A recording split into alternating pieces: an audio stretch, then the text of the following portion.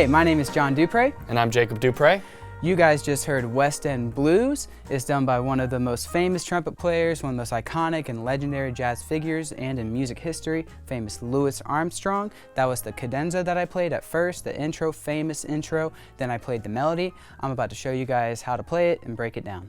So to get more into this solo, this famous and great recording, and this recording was done as early as 1928, so it's almost 100 years old now.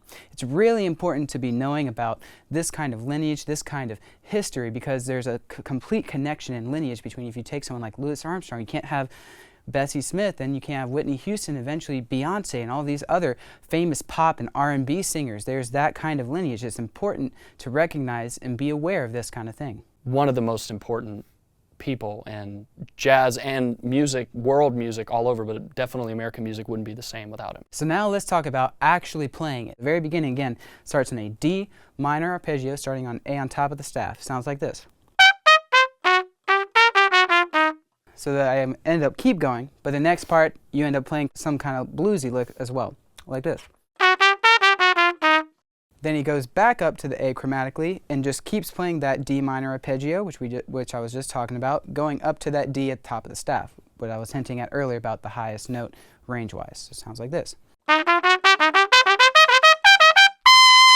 biggest thing is you really got to go for it. Louis was a really confident, really bold player and person. So you really have to make sure that you listen to how he plays, and you don't just play the notes, you know? You can't just play the notes that he's playing. You have to play how he plays it. You have to give it an oomph. You have to have that attitude. There's a lot of, history and things that's related, things that are happening at the time, All of that goes in and is implemented into how he plays, and everything he plays, you hear it. He's a singer, blues singers, they talk about sad times, they talk, those kind of things. Louis really dug into that, he has scoops, he has bends, pitches, that kind of thing. After we play that high D, we're end up playing basically just part of an F blues scale mostly. It's going to end up starting in the high C. Again, I'm not going to go into too much specifics because the best way to really learn is to listen to it. And then after that, we get into kind of what's considered a lot of the time or what will be considered bebop language, really. Like a lot of what he's playing is kind of bluesy, some just, 1-3-5 arpeggios, but then he plays, this right here. It's like,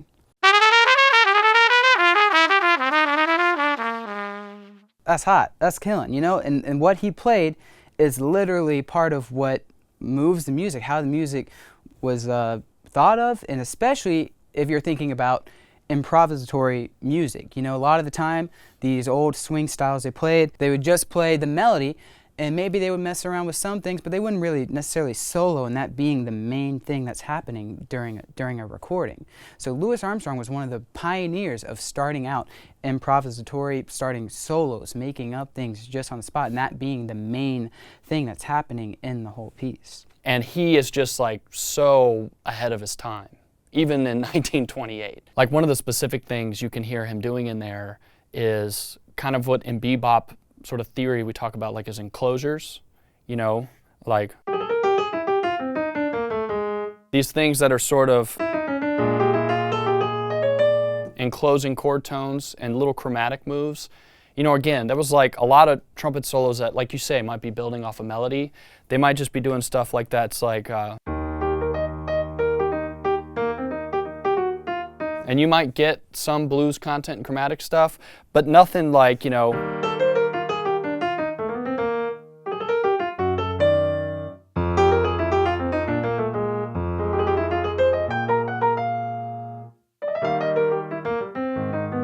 obviously some of that is a little more than what he would do. But you start with that kind of just a little bit forward-looking kind of chromaticism that he was already experimenting with, and bebop doesn't feel so far away anymore. So after this beautiful cadenza he plays is where I get to come in, where the rhythm section guys come in. It's really beautiful also how this cadenza is so out of time and so free, but then they set up the tune with a nice like 5 chord, and it's that sharp 5. That's kind of a color of that time too. But they hold that long chord, and then Louis sets the time, and then we're into the tune, the actual melody of the song. Tell us about what it takes to get that done. One of the biggest things is Louis had a very heavy, big vibrato. He also tongued everything really hard, but if we even take the very first just 3 notes of the melody, it goes da da da, right? You want to think about that vibrato. And again, if you can even sing it and match the vibrato of Louis in that recording of West End Blues, you're going to get even closer than anything. The real source is really your best learner, especially for learning and playing jazz music. What are you specifically doing to achieve that vibrato? Like, how do you think about vibrato? I like to think of wah, wah, wah, wah, wah. There's also some speculation. I think Louis might even shake it sometimes. Sometimes some people have seen him shake. I personally like to use wah because I don't like the pressure that goes on my lips while I'm actually shaking the trumpet. Some other people, again, same thing, different schools of thought, different things. I think the most important thing that you have to remember is that you're just trying to imitate it as much and as alike as Louis did as you can. What about that big sound?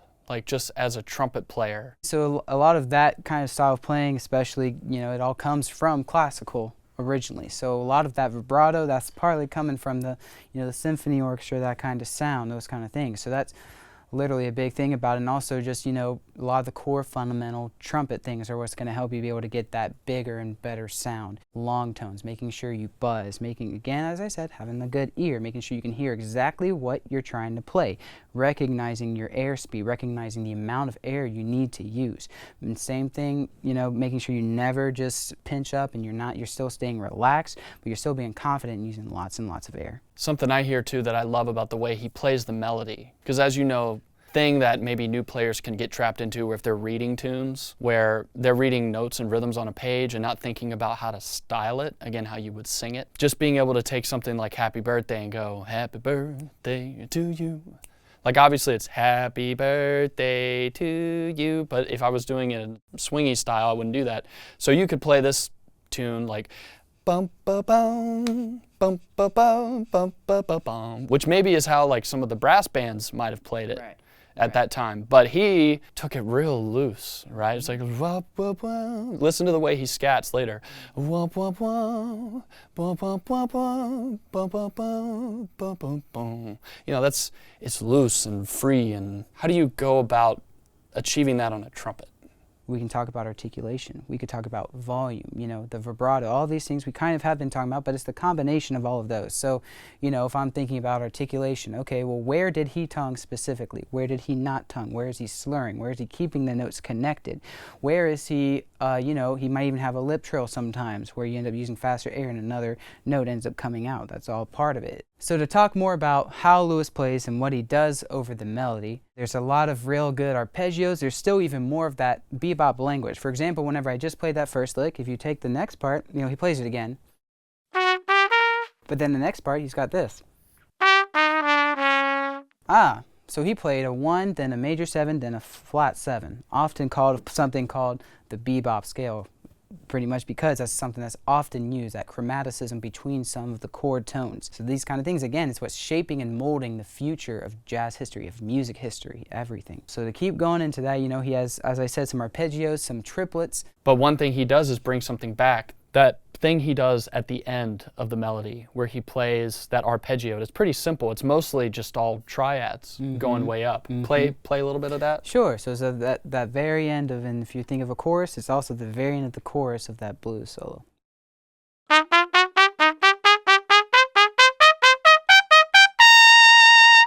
So that is very similar to what he did in the cadenza, right? The best improvisers sound like they're composing while they're improvising. And if you were to take the content of everything he played in this recording, it all has this connective tissue.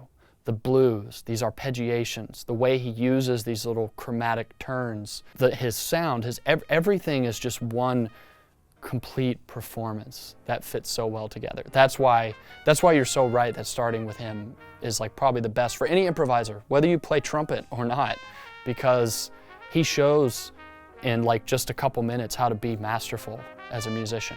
Hope you guys enjoyed this video. My name is John Dupre. And I'm Jacob. And we'll see you next time.